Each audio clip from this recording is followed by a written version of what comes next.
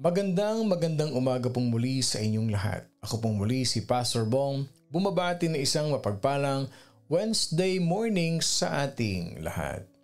The book that we're gonna learn today, mga kapatid, is in the book of Luke. Jesus found in the book of Luke. A very powerful New Testament book which is included in the four Gospels of Jesus Christ. Si Luke na isang doktor na sumulat ng isang napakadetalyadong storya, mga kapatid, about the Lord Jesus Christ. And yes, he is inspired by the Holy Spirit. Saan natin matatagpuan si Jesus Christ dito sa book of Luke? Mahahanap natin siya. Matatagpuan natin siya. At matutunan natin yung message ng ating Panginoon sa buhay natin. What is our foundational verse in the book of Luke? I'm gonna read Luke chapter 24, verse 13, 16, 27, and 31. Two of them were traveling that same day to a village called Emmaus, and they talked together of all these things which had happened. While they conversed and reasoned, Jesus himself drew near and went with them.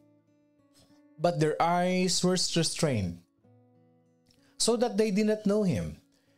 And beginning at Moses and all the prophets, he expounded to them in all the scriptures the things concerning himself. This is Jesus talking.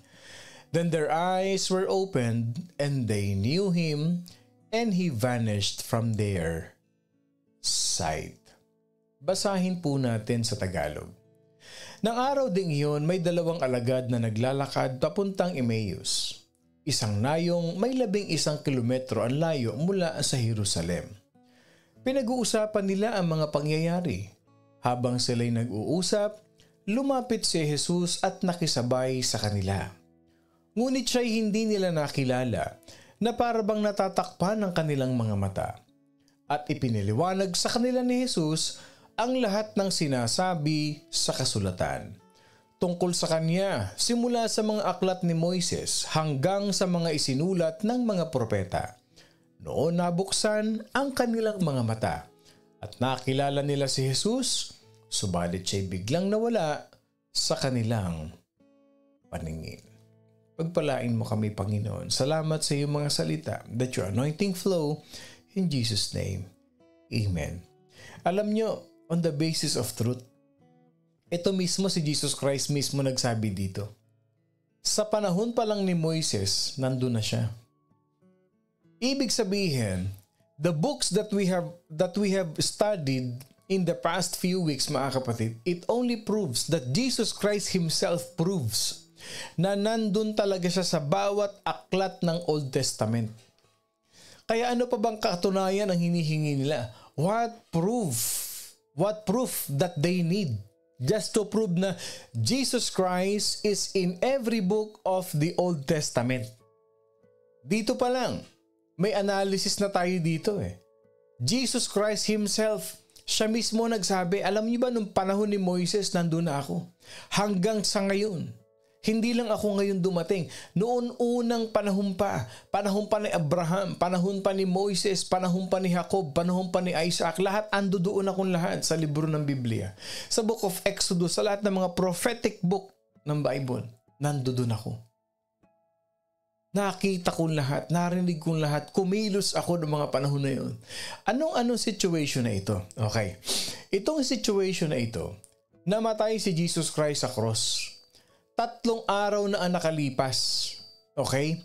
Itong panahon na ito, na sinulat ni Luke na ito, mga kapatid, after 3 days, Jesus Christ rose from the dead. Okay?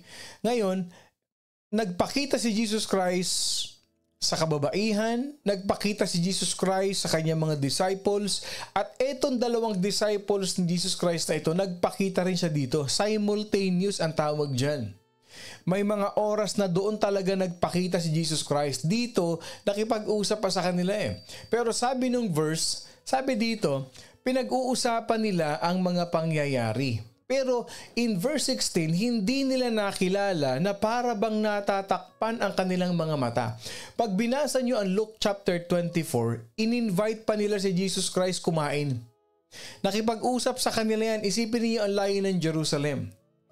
Doon sa Emmaus, 11 kilometers ang layo niyan. Ang layo. So ibig sabihin nilalakad lang nila ng mga panahon na yun. So isipin na lang ninyo kung 1 kilometer.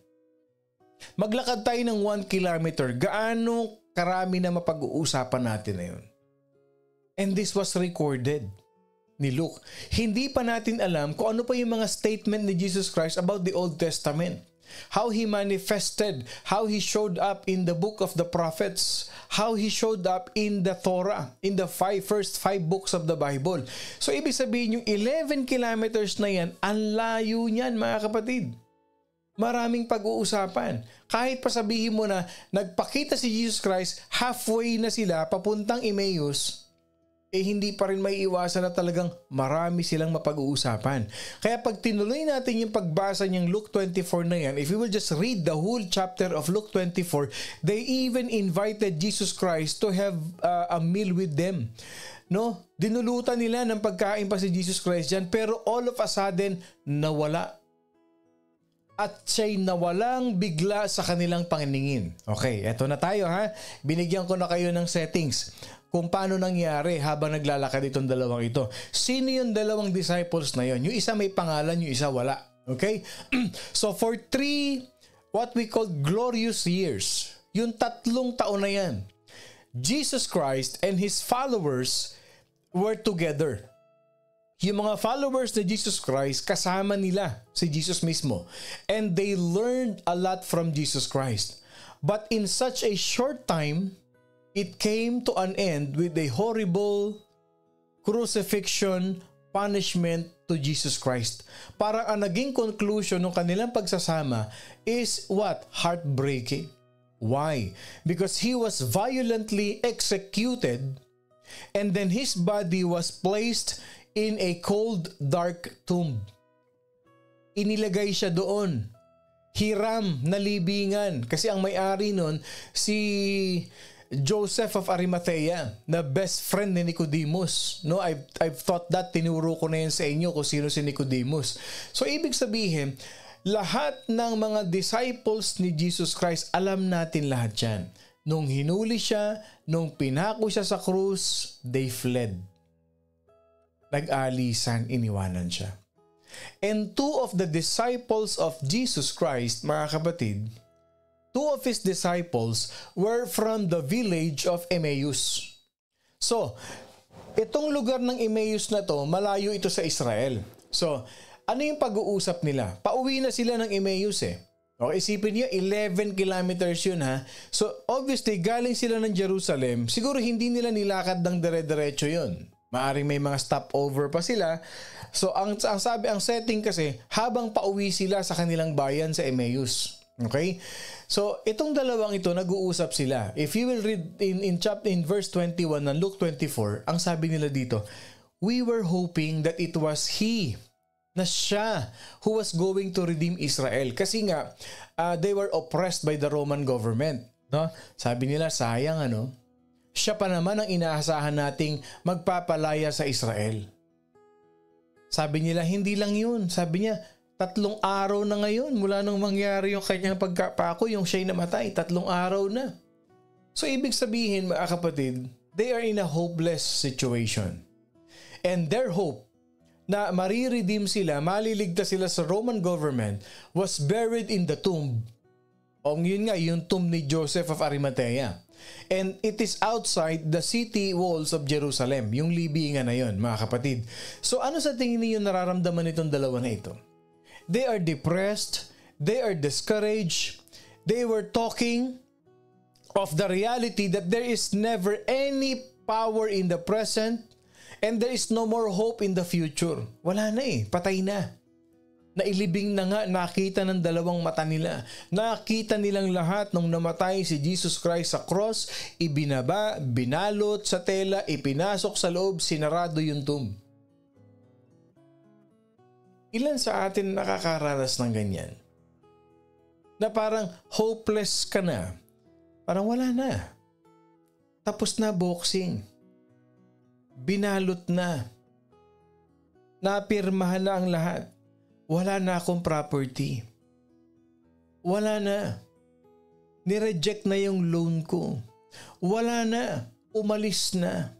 Wala na. May nangyari na. Parang all of a sudden, minsan nag-uusap kayo.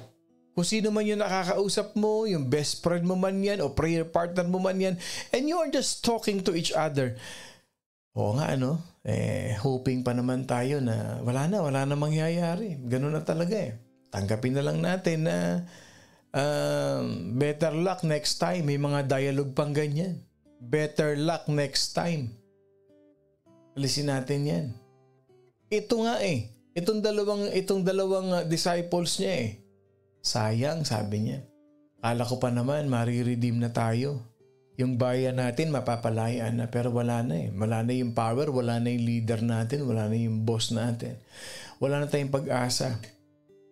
Then suddenly, the resurrected Christ appeared and began walking with them. Sabi ng verse 16, they did not know Him. Hindi nila nakilala ang ating Panginoong Jesucristo. Habang sila'y naglalakad, as they journeyed together, in-expound ni Jesus Christ yung scripture, yung Torah, yung Old Testament, yung writings ng prophets. Habang naglalakad sila, tinuruan sila ni Jesus Christ, minentor pa rin sila ni Jesus Christ, nag-preach pa rin sila si Jesus Christ sa kanila. Bakit? Jesus expounded to them in all the scriptures the things concerning Himself. Ibig sabihin, conclusion lang ito na tinuruan sila ni Jesus Christ. Sabi nung text sa verse 27, expounded to them. Pag in-expound, in-elaborate, pinaliwanag, in-explain, mga kapatid. Anong in-explain? In all the scriptures, the things concerning Himself. Yung word na expounded dito, when you are reading the Bible, hindi lang ito simpleng kwentuhan. The word expounded, it suggests something translated. Okay? In a theological matter, ganito yan. Yung word na expounded, it is saying something that was translated out of a foreign language. Okay? Ibig sabihin, yung isang salita na foreign language, i-expound mo yun. Ano bang ibig sabihin nun? Kagaya ng sa isang word na Hebrew, may dalawang English word. May sa isang statement ng Hebrew, ang daming English word ang nasasakop dun. Ibig sabihin, ito yung state niyan. A foreign language that been expounded. Alam niyo ba, ang Biblia natin, mga kapatid, ito ipapaliwanag ko sa inyo. The Bible is like that. Foreign language. Bakit? The Bible is like a foreign language to those who do not walk in the Spirit of Jesus Christ. Naniniwala ba kayo dyan? Naniniwala ba kayo dyan? That the word in the Bible is like a foreign language to those who do not walk in the Spirit of Christ. Pag sinabi nating foreign language, it's either ikaw ay Filipino na hindi ka marunong mag-Deutsch, hindi ka marunong mag-Nihongo, hindi ka marunong mag-Italiano. Pag narinig mo yun? Anong sabi niya? A foreign language ito, hindi ko naintindihan. Ano yung narinig mong pag-uusap? English po, hindi po ako marunong mag-English. Foreign language, salitang banyaga. Alam niyo ba ang katotohanan? Ang Biblia, pag hindi ka lumalakad sa Panginoon Diyos, pag wala kang relasyon sa Panginoon Diyos, pag hindi mo kilala si Jesus Christ, yung Bible sasabihin mo ganito, hindi ko maintindihan yan. Hindi para sa akin yan. Ewan ko, pag binabasa ko yan, inaantok ako. Pag binabasa ko yung Bible, ang gulo-gulo, hindi ko maintindihan. Foreign language sa iyo yung Bible. How many of you will agree with me with that? Ilan sa atin dito, once upon a time in our life, foreign language sa atin ang Bible. Sige nga. Sige nga, can I see an amen? Once upon a time sa buhay natin, hindi ko maintindihan tinuturo ng pastor na yun. Wala naman ako alam sa Bible. Nung binuksan ko yung Bible, even ako mga kapatid, Bible was a foreign language to me. Even though I was raised in a religious family, bawal kami magbasa ng Bible eh. Kaya tuloy nung binasa ko yung Bible, foreign language sa akin. Ikaw ba naman basahin mo?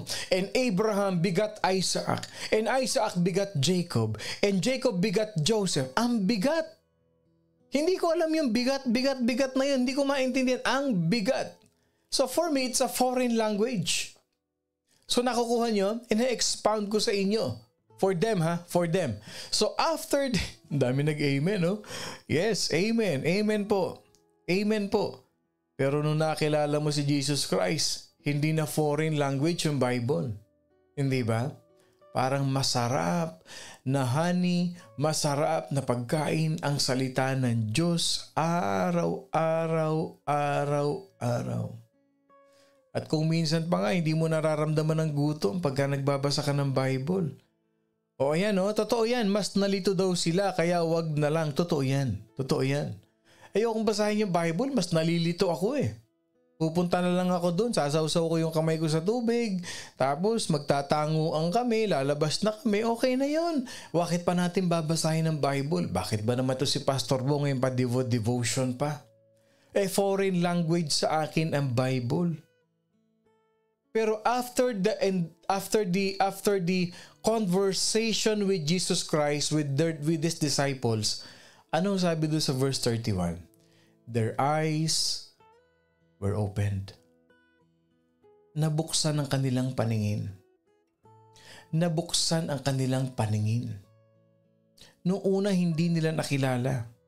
Pero alam nilang namatay si Jesus Christ. Nakita nilang pinako ang anak ng Diyos. Pero ano sabi nila?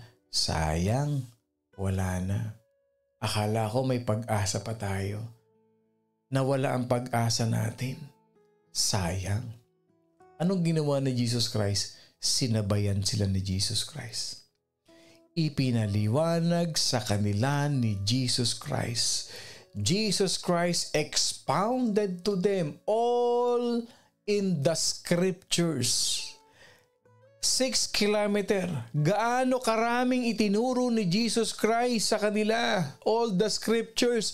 Book of Haggai, Book of Malachi, Book of Zephaniah, Book of Habakkuk, Book of Proverbs, Book of Psalms. Nandoon siya. Isipin niyo na ituro lahat. Sabi dun sa scripture, in all the scriptures, na ituro ni Jesus Christ sa kanila yon. At ano nangyari?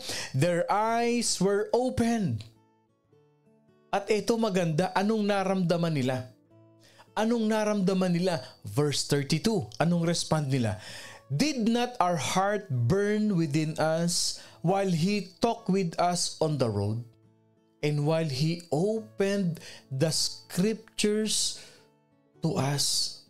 Anong naramdaman nila? Nag-apoy yung kanilang mga puso. Bakit nag-apoy? They are in a desperate situation. They are in a hopeless situation. Nanlamig ang puso nila eh. Nanlamig ang puso nila, parang binabad sa yelo dahil nawala na sila ng pag-asa. Kaya ang sabi dito, hindi mo ba naramdaman na nag-apoy yung mga puso natin habang kausap natin siya? Habang itinuturo sa atin yung scripture, naramdaman mo ba yung apoy na yon? When you encounter Jesus Christ, mag-aapoy ang puso mo sa pananampalataya, kapatid. Pag tinabihan ka ni Jesus Christ at ipinaliwanag niya sa iyo, anak, I am from the beginning and I will be in the end. Sa simula pa lang nandito na ako, anak. Hanggang sa katapusan, nandyan pa rin ako. I am the Alpha and the Omega. Kaya nabuksan ang kanilang puso, nabuksan ang kanilang isip. Kaya ikaw, kung nalalamig ang puso mo sa Panginoon, hopeless situation ka na. Alam mo bang tinatabihan ka ni Jesus Christ every morning sa morning devotion? Alam mo bang tinatabihan ka ni Jesus Christ every time na ino-open mo yung Bible mo? At ine-explain ni Jesus Christ ang lahat-lahat ng patungkol sa Kanya para sa iyo. Para ano? Para umapoy ang puso mo sa pananampalataya kay Lord. Kaya natin hinihimay. Hindi nyo ba napapansin? Hindi ako nagtuturo dito ng mga doctrine. Ang tinuturo ko dito, katotohanan ng buhay at pananampalataya natin kay Jesus Christ. Kasi kung magtuturo ako dito ng doktrina, magtatalo-talo tayo. Hindi ko alam kung saan church kayo. Pero hindi nyo ba napapansin, iisa tayo ng pananampalataya. Isa lang ang Diyos natin, si Jesus Christ. Huwag tayong mag-away-away sa doktrina. Dapat lumago tayo sa pananampalataya, lumago tayo sa pagmamahal sa ating Panginoong Hesukristo, mga kapatid. Kaya sabi ni Jesus Christ, beginning at Moses and all the prophets that was revealed to them. Ibig sabihin, nandyan ako sa bawat pahina ng Biblia. From the Pentateuch to the prophets, Jesus preached Jesus on the Emmaus Road. Itinuro ni Jesus Christ ang kanyang sarili dun sa Emmaus Road. From Moses to Malachi, He revealed to them how the entire Jewish Bible spoke to him as he taught them yung tinatawag na shadow of the cross that fell across the Old Testament. Yung Old Testament types, shadows, and prophets and prophecies. Itinuro ni Jesus Christ yan. Nandun ako. Ako yun. And their eyes were open. Itinuro ni Jesus Christ, natatandaan nyo, yung ram offering sa altar ni Abraham nung iaalay niya si Isaac. Siguro sabi niya rito sa dalawa na to, ha. Alam niyo pa, nagbabasa ako ng Bible, ganun, para bang katabi ko rin sila. Ako yung pang-apat na tao naglalakad. Ini-imagine ko yun. Nakapikit ako pagkatapos kong basahin. Ano kaya yung sinasabi ni Jesus Christ? Sabi ni Jesus Christ dito, from Moses, in the entire scripture, yung Old Testament, tinuro niya sa kanila. Ibig sabihin, ito yun. Napag-aralan namin yung ram kay Abraham. Siguro habang naglalakad sila, sabi ni Jesus Christ, natatandaan nyo yung papatayin na ni Abraham si Isaac nung tinaas niya yung kutsilyo. May nagpakitang ram. Ako yun. Natatandaan ninyo, nung pinalaya ang Jewish people, nung lumaya ang inyong mga ninuno from Egypt to Promised Land, natatandaan niyo ba may Passover lamb? Alam niyo ba yung Passover lamb? Ako yun. Tinuturo niya ron sa dalawa.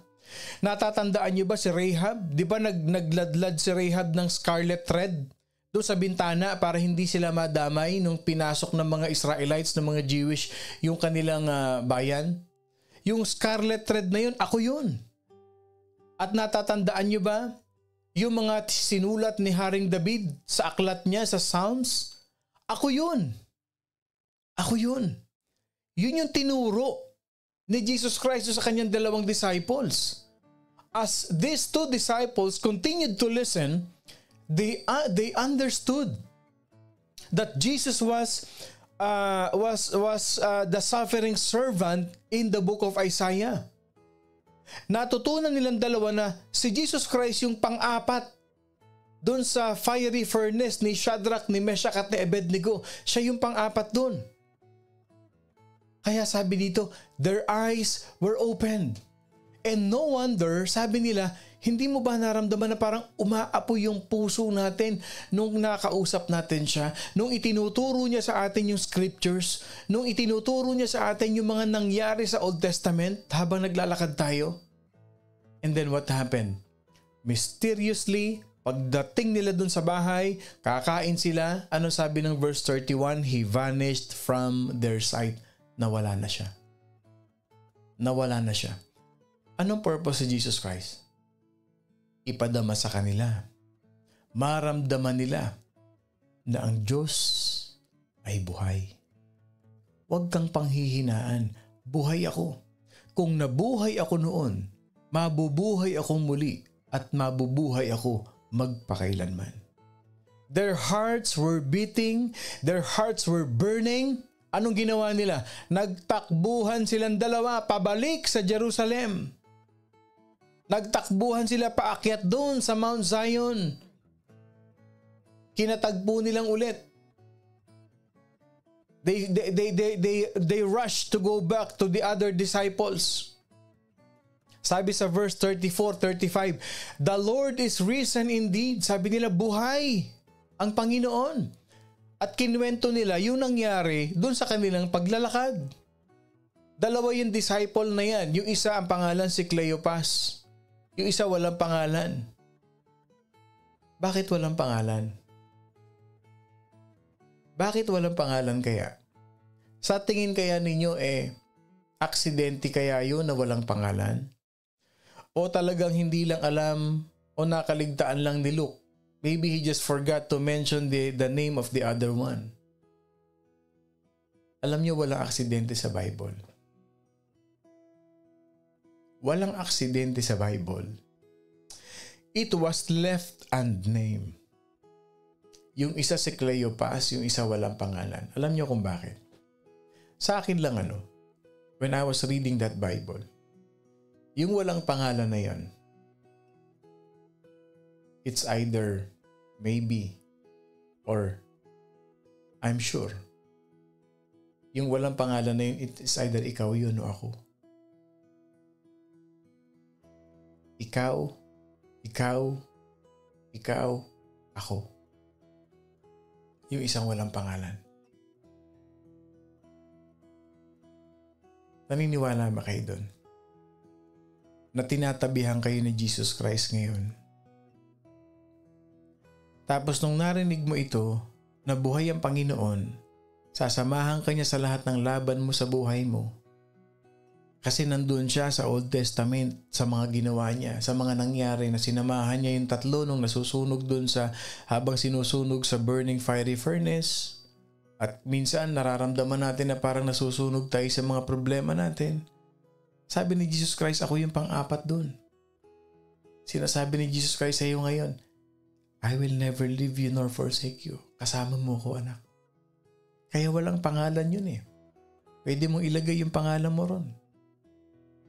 Si Cleopas at si Bong. Si Cleopas at si Ray. Si Cleopas at si Lily. Si Cleopas at si Danilo. Si Cleopas at si Juliet. So that you and I can find ourselves in this picture as we walk our very own Emmaus Road. Tandaan natin, yung dalawang naglalakad papuntang Emmaus, discouraged, hopeless, malungkot, bigo, sawi, nasaktan. Di ba ganun din tayo? Naglalakad din tayo minsan ng masama ang loob natin.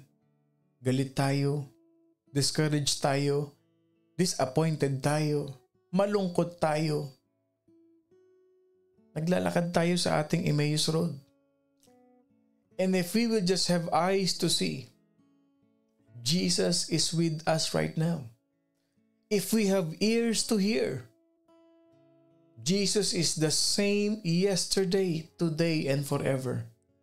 Because He still speaks to us along the way. His Spirit and through His Word habang tayo naglalakad sa ating Emmaus Road. At pag tayo'y nagising, and when we awaken to this truth, to His truth, it just might be that we will join them in saying, baka sasabihin mo rin ganito, alam mo pagtapos kong marinig yung morning devotion, did not our heart burn within us while He talked with us on the road and while He opened the scriptures to us? Masasabi mo ganito, kaya pala nag-aalab yung puso ko habang nakikinig ako ng morning devotion. Naiiyak pa nga ako para sa akin talaga yung message sa morning devotion. Kaya pala nag-aalab ang ating puso habang tayo'y kinakausap niya sa daan at ipinapaliwanag sa atin ang mga kasulatan. Hindi ba ganun din minsan tayo? Yung journey ng buhay natin. Sinasabayan ka ni Jesus Christ, nagbabasa ka ng Bible mo, kinakausap ka niya, nakikinig ka ng morning devotion, naririnig mo ang boses ng Panginoon. Yung dalawang malamig na puso ng kanyang disciples, their hearts were rejected, their hearts were cold. They are the Emmaus disciples were set on fire when Jesus revealed the meaning of the scriptures to them. Things have not changed. Mga kapatid, hindi naman nabago eh. Thousand of years na ang nangyari. The Bible is a sealed book until Jesus opens it to us. The Bible will always be a foreign language to us until He reveals Himself to us. Until we have our relationship with Jesus Christ, the Bible will remain a sealed book to each and every one of us. Why? Because those who do not know Him can gain a head knowledge from the Bible. Totoo naman eh. Pag hindi mo kilala ang Panginoon Diyos, kahit basahin mo ang Bible, tatalino ka sa Bible. Tatalino ka, makakabisa mo pa yan. Pero ang tanong, yung katotohanan ba, nalaman mo talaga? Yung katotohanan ng humility, yung katotohanan ng forgiveness, yung katotohanan of who Jesus Christ is really sa buhay natin. We can have a head knowledge from the Bible, but we can never gain yung tinatawag na spiritual knowledge and truth without His presence in our life. Hindi natin kailangan ng head knowledge. Ang kailangan natin, spiritual knowledge at truth of the Lord Jesus Christ. So ano ibig sabihin sa atin ito? We all need our eyes opened to the truth that He, Jesus Christ, is still walking along beside us, and Jesus Christ, each and every day of our life, He is still opening the truth of the scriptures to us, because Jesus here in Luke, He was and still is the third person on our Emmaus road. Kaya nga pag binabasa natin ang Bible natin, may ine-expound palagi si Jesus Christ sa atin. Question lang, how many of us have come to realize na tayo pala yung isang disciple doon? Si Cleopas, o nga naman bakit wala yung isang pangalan? Na-realize nyo ba yan? Once upon a time in your life na ikaw yung isa dyan na kasama ni Cleopas na tinatabihan ni Jesus Christ, na binubuksan ni Jesus Christ sa mga mata natin sa katotohanan at sinasabayan tayo sa ating Emmaus Road. Yung Emmaus Road na yan, it represents what? Disappointments, discouragement, pag sinabing on your Emmaus Road. Kasi yan ang naramdaman ng dalawang disciple papuntang Emmaus. Kaya, ikaw man ay nasa Emmaus Road ngayon, binubuksan ni Jesus Christ ang mga mata mo. Ipinaparinig niya sa iyo ang boses niya. Ano sabi niya? I am in control. I am alive. And I love you, my son. Tayo po'y manalangin. Mapagpalang Ama, maraming salamat sa biyaya ng iyong revelation sa amin ngayong umaga. Tunay na ikaw ay dakila, tapat kailanpaman. Sa aming Emmaus Road, Panginoon Diyos, salamat po. At ikaw ang aming kasama. Ikaw ang aming katabi. Sa bawat libro, sa bawat revelation na tinuturo mo sa amin everyday, Panginoon Diyos, it is an eye-opener to us that we can hold on to our faith, that you are so alive sa buhay namin, na hindi mo kami iiwan, hindi mo kami pababayaan magpakailanman. Salamat, Panginoon Diyos. We give you all the glory, the honor, and the highest praise. At sa araw ng encounter namin, Panginoon Diyos, your Spirit, Lord God, will strengthen, will bind, and unite the body of Christ. We give you all the glory, the honor, and the highest praise in the name of the Father, the Son, and of the Holy Spirit. In Jesus' name, this is our prayer, and all God's people say, Amen, and Amen, and Amen. Magandang umaga pong muli sa inyong lahat. Ako pong muli si Pastor Bong, bumabati na isang mapagpalang Wednesday morning sa ating lahat. Laging tatandaan, Jesus is so alive in our heart.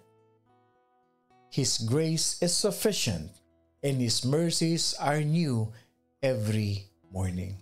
At huwag na magkakalimutan mga kapatid, we are indeed blessed by God. I love you all with the love of the Lord.